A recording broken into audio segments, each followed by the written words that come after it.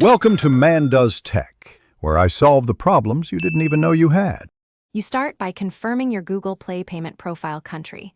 This determines available apps and billing. Once done, switch to the local network or reliable VPN for the target country so Play Store detects the change. Make sure you have a local payment method and address ready because Google requires matching details. If you already used Google Play Balance, create a new payment profile. These first steps reduce delays and prevent verification blocks. Next, open Google Play, tap your profile, then Account and look for Country and Profiles.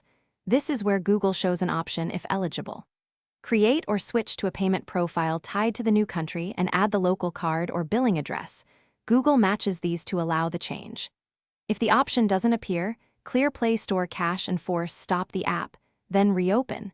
Changing your IP or using the new network can prompt the country selection to appear. Finish by adding local credit or making a small purchase to lock in the new profile. This confirms billing and unlocks region-specific apps. Once changed, you can install apps exclusive to that country and update existing ones. Make sure to keep the matching payment method active for 12 months if required.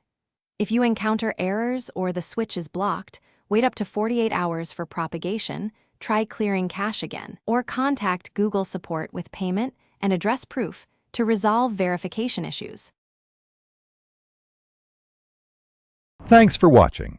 If you found this helpful, don't forget to like and subscribe.